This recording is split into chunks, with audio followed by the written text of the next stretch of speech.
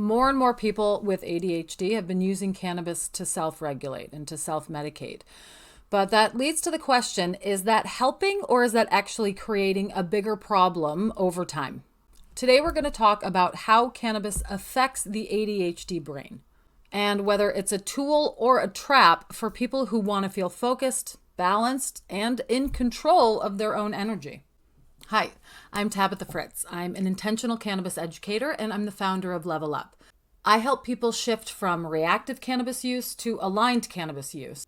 And that matters a lot when you're dealing with a brain that has dopamine challenges at its baseline.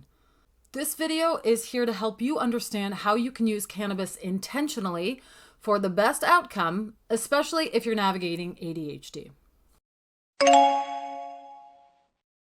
I've been excited to make this video for quite a while. ADHD is a topic that is really impactful and meaningful in my life.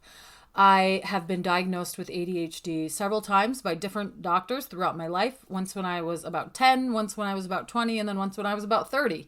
So different times from different doctors, I've been diagnosed. I've tried many different kinds of medication, different forms of medication. I've tried lots and lots and lots of different behavioral modification techniques. I have the ones that work for me. I probably know all the other ones as well. Everything that you've tried, I may have also likely tried. I've tried it all. Because ADHD can be a real challenge. It can be very hard to focus and get motivated and get started, even when you know you have all of these things that you want to do, that you're really clear on wanting to do them, but it's really, really challenging to just get started. Getting motivated can be one of the most challenging parts of ADHD. And there are, of course, others, and we'll talk about a few of them in this video and as we go along. But I just wanted to, give a little personal note about why this video is so important to me. And it's not only because it's me, but pretty much everyone in my life that is important to me has ADHD as well, right? My father had it while I was growing up. My brothers both have it. My partner has it. My daughter has it. It's very common to the people in my life. And so, of course, I'm often thinking about ways to support both myself and others around me so that we can all live our best lives. So for people whose brains and bodies are finished developing, which would not be my young daughter, but would be most of the other adults that I know who have ADHD, cannabis can be an effective tool for them to use to help treat their ADHD. So this video, we're going to take a look at it, right? We're going to get into it. The three main topics, my 3-point sermon for this video are, actually it's 4 topics. Oh my gosh, I have a 4-topic video. If you watch my videos, I always have 3 points, like I do it like a sermon. But this one, I felt so strongly about it. I guess I made 4 points when I was writing the script. So here's what we're going to talk about today. Number 1, what is actually happening inside the ADHD brain? Okay, like what's going on with the dopamine in there? Why is it a little bit different from a non-ADHD brain? And how do we understand the dopamine process in a brain with ADHD? Number 2, how cannabis can both or either support or disrupt your dopamine system, right? And this video, of course, is part of a larger series on cannabis for focus and productivity, focusing on dopamine. So how cannabis can support or disrupt your dopamine system is something that we've looked at through quite a few other videos in this series as well. So depending on when you're watching this, this may or may not be part of a playlist. If it is part of a playlist, please, check out the other videos in the playlist because they're going to give you even more in-depth information about your dopamine system and about how cannabis can interact with it. If it's not part of a playlist yet, then it's probably just one of the last few videos that I have put out on this channel. So go back and check out those videos and see if there are ones there that are of interest to you if you haven't already watched them. The third thing that we're going to talk about is why 27% of people with ADHD develop a cannabis use disorder. Okay, that's a pretty high number. So just to give you an idea in terms of comparison, in the general population of cannabis consumers, about 10% will develop a cannabis use disorder. So it's significantly higher among people with ADHD, and a lot of that has to do with the dopamine production in the brain. So we'll talk about that. We'll talk about why you're more likely to develop a cannabis use disorder as someone who has ADHD than as someone who does not have ADHD. So in concert with that, we will, of course, talk about how you can build a relationship with cannabis that supports both your focus and regulation so that you don't develop a cannabis use disorder while you're intentionally using cannabis to help deal with the symptoms of your ADHD. Okay, so let's get into it.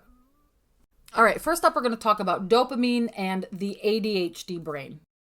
Right? Okay, so ADHD, of course, stands for Attention Deficit Hyperactivity Disorder. Now, obviously, these are terms that have been used for a long time. Some people will argue it's a disorder. It's not a disorder. It impacts people's life. It's a gift. It's a talent. It's, a terror. There's all different ways to look at it. But ADHD is, in fact, not just a focus issue because it's a dopamine regulation issue. Okay, so when someone has ADHD, oftentimes they start with a low baseline dopamine level. Their brain just does not produce as much dopamine as somebody who does not have ADHD. Could be for a variety of factors. It's probably somewhat genetic. It's probably somewhat environmental. It probably has to do with the way you were raised. It probably has to do with the way your parents helped you see things in the world. It probably has to do with the way your parents interacted with the world. It probably has to do with so many different things, right? We can't necessarily identify here's why you have ADHD, but an outcome of having ADHD is often that you have low baseline dopamine levels. You do not have as much dopamine as other people. Okay. Now, in addition to this, or perhaps because of this, you have poor reward anticipation. You don't always anticipate the actual reward you're going to get at the end of an activity. Someone with ADHD can talk about doing an activity and experience the actual reward they would have gotten at the end of the activity and then never engage in the activity because they've already gotten the reward. Right? Like the reward system doesn't quite work properly. You have poor reward anticipation. And then because of that poor reward anticipation and the low baseline dopamine levels, motivation really, really suffers and is impacted. It is incredibly challenging to get motivated to do something when you've already experienced the reward of it in your mind. So you don't have that reward on the other side of it, right? And you've got low dopamine levels to start with. So unless the reward is going to be really, really immediate or the stakes are super high, like I have this paper due in 2 hours and I have to sit down and write it right now, it gets really hard to do things. This is why people with ADHD often will delay doing something until the very last minute. My family, we like to say we have the superpower that like we would never get anything done if it weren't for the last minute. That's when we do everything, is the very last minute. The second that I have to get this done right now, I get it done. And let me tell you what, I can get it done. I can do an incredible job of something in the last 10 minutes before it's due. And I might have done as good of a job if I'd spent 4 days doing it, but I might not because now I'm under pressure and I got to get it done and I'm going to use every ounce of my brain power to do it. And actually it's a little bit fun and exciting at the same time. This is the problem with ADHD. Right? Your motivation and reward system gets all screwed up and then it gets hard to do things in a way that makes sense. You end up motivating yourself by terrifying yourself. Like, I have to get this done right the second. And that's the motivation, right? So unless the stakes are really high or really immediate, it gets really challenging to even get started doing something. Now, dopamine, and of course, this is in a series on dopamine, so you can watch some of the other videos in the series to get more information on how dopamine works in your brain. I will link one up here on Cannabis and Focus, just Cannabis and Focus in general, because it's going to give you more information about how dopamine works in the brain. But dopamine controls what we pay attention to and how rewarding it feels to take action about that thing. So dopamine is going to give me a focus. It's going to tell me where I'm going to pay attention. And it's going to tell me if I take action, how am I going to feel rewarded by that? If I write this paper now that's due in 4 days, am I going to feel rewarded? I might feel a sense of peace, but it's not enough of a reward for me to get started, right? Whereas in someone with ADHD, they don't have that same challenge. They go, no, I have this paper due in 4 days and I don't want to work on it at the last minute, so I'm going to go ahead and get started. That's a normal way to approach things. That's a regulated and healthy way to approach things, right? That way is good. But that's why for folks with ADHD, why like doing something boring can actually physically feel painful sometimes. Like it can actually like hurt you to have to do something boring.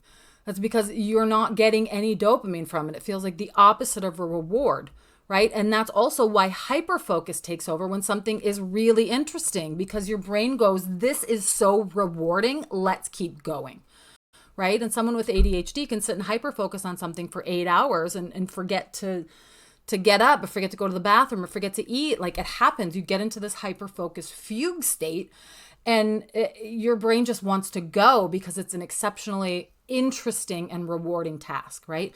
So both the hyper-focus and the challenge and motivation and getting started, those are both symptoms of dopamine dysregulation. Both of those things come from not properly regulated dopamine levels in your body. Okay, so that's the first point, dopamine and the ADHD brain.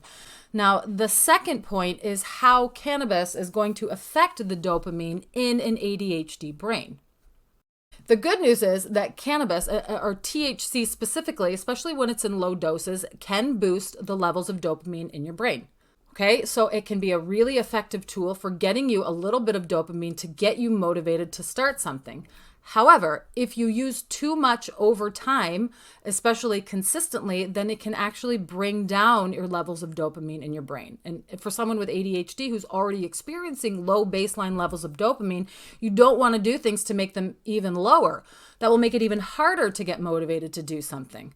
Right? That's not what you want to do. You want to increase the levels of dopamine in your brain. So intentionally consuming a small amount of THC, especially when you know you need to get started doing something, when you're lacking the motivation, but you want to do something, but you can't get motivated to do it, consuming a small amount of THC is going to give you a dopamine boost. And if you do it right, you can use that dopamine boost to motivate you to get started. If you have chronic high THC use, it will blunt your dopamine production over time. Okay, it just will. So too much THC will, over time, reduce your dopamine levels, and it will eventually make it more difficult for you to get motivated. It'll make it more difficult for you to do things. It'll make it more difficult for you to especially focus and work on stuff that isn't exciting, things that are boring, which I hate to break it to you, but sometimes in life we have to do boring things. You have to go to the dentist. You have to pay your phone bill. You have to keep track of when your passport is going to expire. Like, these things are not fun, but you have to keep track of them in order to live your best life, right? So when you are consuming too much THC over time to try to get yourself motivated to do things, it actually crashes your motivation. Your tolerance goes up, right? And the focus that you were trying to get, the focus you were chasing, is now harder to achieve because your dopamine levels are so dysregulated now that you're going to need even more and more and more THC to get that same level of dopamine. But now you're over consuming, and now you're dysregulating yourself even more. Right? So it can very easily turn into a trap. Cannabis can turn into a trap with people with ADHD when they are over consuming THC. It can very easily be like, well, now I have to have this to just get motivated and get started. And then it becomes a very slippery slope where you just need more and more. You have to maintain awareness. You have to stay focused. You have to stay centered and intentional in your cannabis consumption, because people with ADHD, we're all prone to slippery slopes. It's just kind of how it is. So you've got to make sure that over time you're maintaining an awareness of how much THC you're consuming, right? Your ADHD brain is already pretty dopamine hungry to begin with. It is looking for dopamine. It's got low levels. It wants dopamine. It likes the way it feels when it gets dopamine. Everybody likes a reward. It's great. Right? So your brain is looking for it. So if your brain starts to think it's only going to get it from weed, and you're going to consume it from higher and higher and higher amounts of THC to get this dopamine, you have gotten yourself into a bad cycle. You're on a slippery slope. Okay? So, and I said before, it can be such a trap for people with ADHD, and this is why. So I want to mention cannabis use disorder. In the beginning of this video, I said that 27% of people with ADHD who consume cannabis will develop cannabis use disorder. In general, it's about 10% of cannabis consumers who would develop a cannabis use disorder. So it's almost 3 times higher people with ADHD developing CUD after consuming cannabis, right? So that's a lot. That 3 times as many people with ADHD are going to develop a cannabis use disorder as the general population of cannabis consumers. When we're talking about cannabis use disorder, it's not about morality. I'm not sitting here judging people being like, you use too much weed, you have cannabis use disorder. That's not what I mean. Cannabis use disorder is simply that you struggle to control your cannabis use. That's really all that it is, right? So maybe, you're consuming more than you really want to, or more frequently than you really want to. And this happens even though there are negative consequences.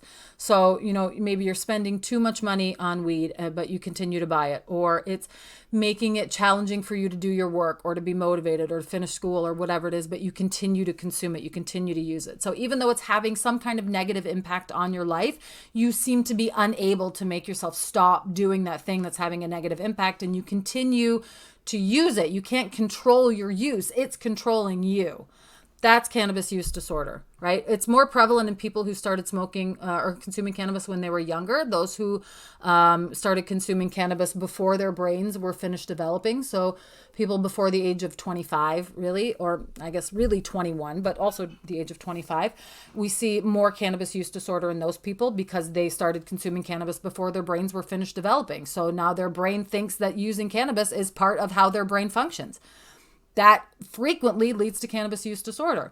So people who started consuming cannabis when they were young is where we see a lot of the CUD, but people with ADHD is also a lot of where we see the cannabis use disorder. And that, of course, is going to go back to the dopamine and the dopamine regulation in your brain.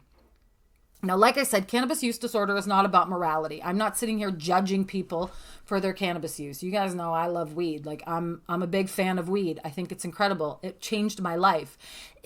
I credit cannabis as being the tool that allowed me to heal myself from my anxiety disorder. So I think cannabis is great, but it's got to be used with intention, especially if you're more prone to a cannabis use disorder and not being able to control your cannabis use. So it's not about morality, it's about relationship. It's about what your relationship is to cannabis. Are you using cannabis to cope with your challenges and with your life and with negative emotions? That's a reactive pattern, right? That's not healthy. Okay. If you're using cannabis as your only coping mechanism and your tool for coping with the challenges and struggles that you're having in your daily life, that is reactive.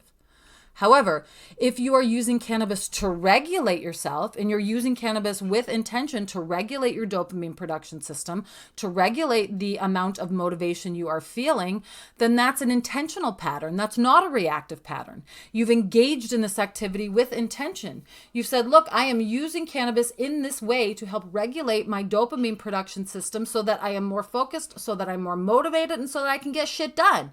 I'm not just using it to cover up my feelings of feeling less than or bad because I didn't get anything done because I can't get motivated because I have ADHD. Okay, do you see the difference? Right? One of those is using cannabis to escape, and one of those is using cannabis to tap in, to get more tapped into yourself so that you can use it as a tool to accomplish more.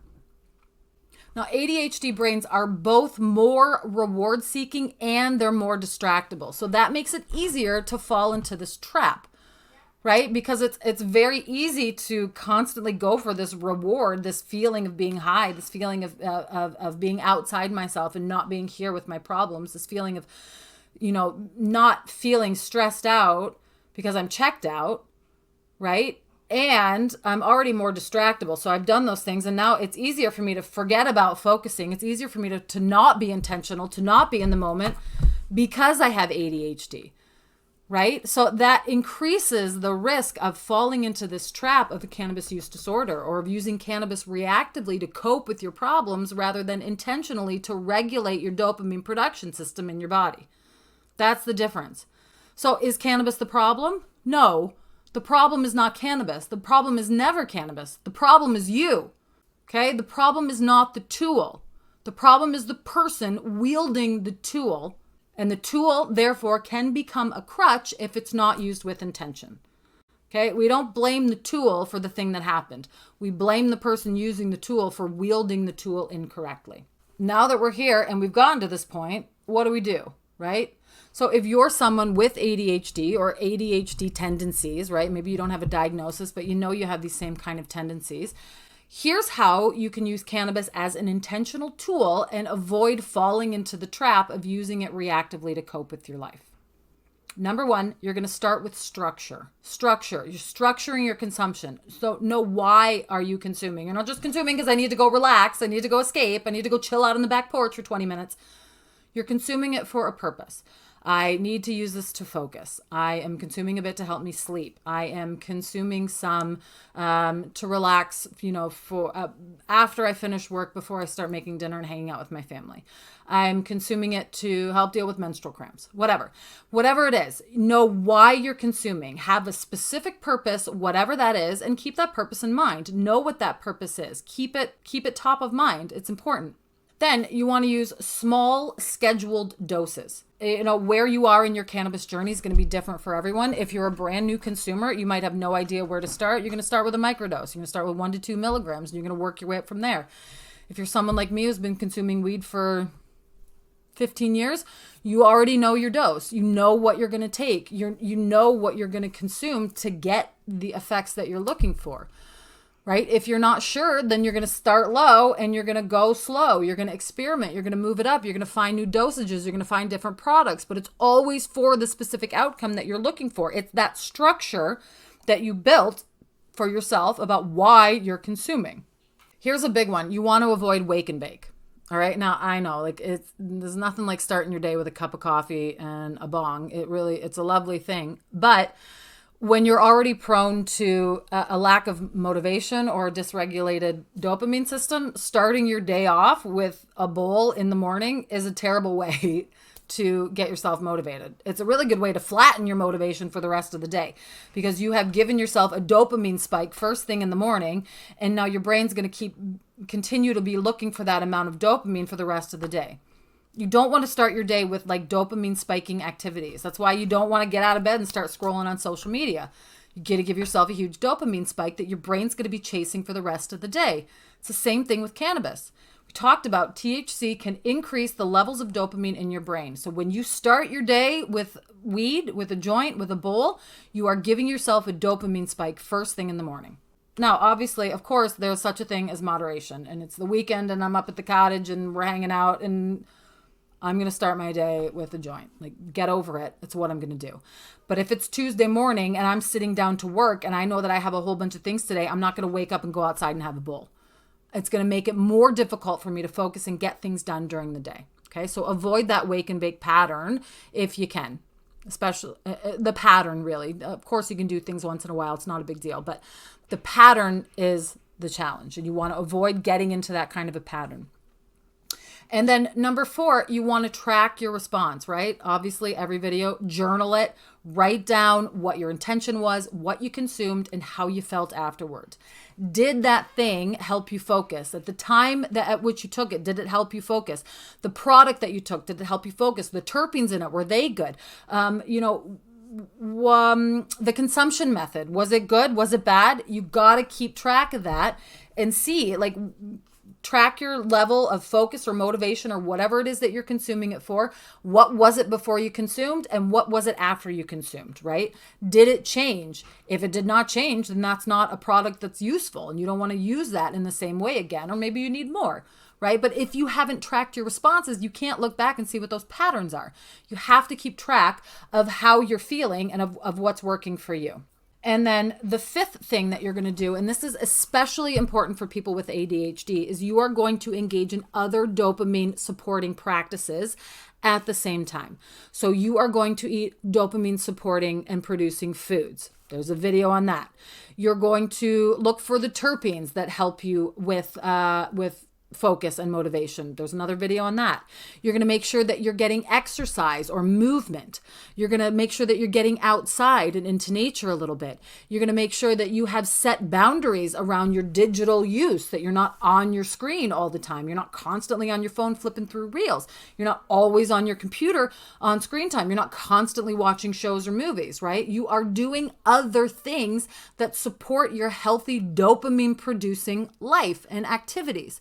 You You are not just doing things all day that express your dopamine. Okay?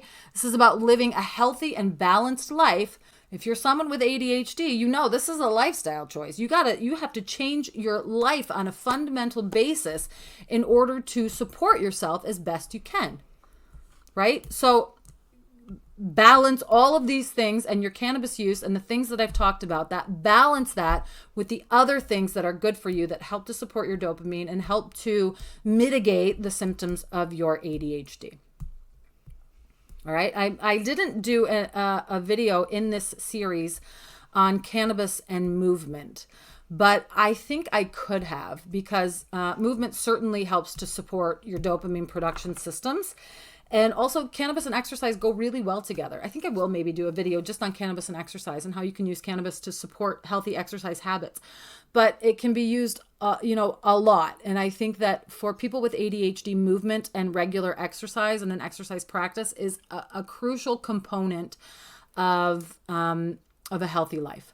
So, you can use cannabis to support your exercise and movement practices as well, whatever those look like for you. If you are someone with ADHD and you're going to try some of these things, I would recommend that you try keeping a journal about it, a log about it. Try it for 7 days. Give yourself a week.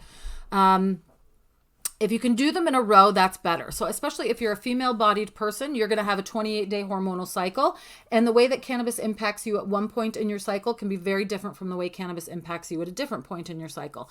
So when you are trying something new, you want to try to keep that in mind. So either experiment throughout your 28-day cycle and see how something affects you, or make sure that the data that you're collecting is all within sort of one hormonal cycle or one hormonal phase, if you can, one or two, right? You don't want to do 7 days of this practice, but have it be, 2 from week 1 and 2 from week 2 and 1 from week 3 and 2 from week 4, because now you've spread out your hormone expression. And so the way that cannabis interacts with your body is going to be different in each of those hormonal phases. Okay. There's another video on cannabis and hormones. If you're interested, you can find that one and watch it as well. It talks about female and male hormones. Males and females both have a hormonal cycle. Females are 28 days, males are 24 hours. So understanding those can certainly impact your cannabis experience as well. So check out that video if you haven't watched it, right? But over those 7 days, and if you're a male-bodied person, this isn't a big deal at all, but over those 7 days, each time you consume cannabis, I want you to write down 3 things. Number 1, why you're using. What is the intention? Why are you consuming this product? What is it that you're looking to achieve? Okay. Number 2, what it is that you consumed, right? Like, what was the product? What was the consumption method? What were the terpenes? If you can get that information, what were the cannabinoids? What was the cannabinoid profile? Was it an edible? Was it a dried bud? Where did it come from? Etc. So as much information as you can record about the actual product that you consumed. And then third, you're going to record how you felt after consuming that product and engaging in this activity that you were doing it for. Right? So you want to know if it worked or not. You got to keep track of the effects of the product afterwards. And like, did it work? Did it do the thing you wanted it to do? Right? So getting clarity on that is going to help shift your relationship with cannabis, especially if you can see yourself like heading into that slippery slope of a cannabis use disorder, or you have ADHD, right? This is going to give you some clarity about your relationship with cannabis and how you're using it. And that can help you shift into a healthier direction for you, whatever that might be. Okay. So like I said, this is part of a larger series on cannabis for focus and productivity and motivation. If you found this to be interesting, please check out the other videos in that series, depending on when you're watching it. This might be part of a playlist. If it's part of a playlist, those videos will be in the playlist. If you're watching this right after it came out, then you should just go back and check out the last several videos that came out, because those will all be part of the series. And as well, I have developed an intentional cannabis focus guide. So it's a free PDF. You can download it, and it's got tips and tricks and tools from this whole series, including this video on ADHD. So it is free. It's in the description. You can download it, go get it, use it. It's got lots of stuff. I just want you to remember that like cannabis is not inherently good or bad. It's neutral. Like everything, cannabis is neutral. But for people with ADHD, it can be especially powerful. And that can be especially powerful in a good way or especially powerful in a bad way. And the difference there is intention. It all comes down to intention. So no matter what, let's keep your relationship with cannabis supportive and not slippery. We don't want to see you on that slippery slope. We want to make sure that you are using cannabis in a way that supports you physically, mentally, emotionally, spiritually, socially. It helps you achieve your goals. It helps you accomplish the things you came to accomplish in the world. And it helps you walk with purpose, right? It helps you move forward with focus and with motivation and to get shit done. Because let's face it, the world needs more people who smoke weed. So we're here, and let's take over the world. Let's do it together. That was not where I thought I was going to end up on this video, but that's fine. So anyways, thank you so much for being here. If you have ADHD, welcome to the club. Let me know about it. Tell me about your tips and tricks and tools, because I'd love to learn as many as I can. And take care of yourself. And I'll see you in the next one.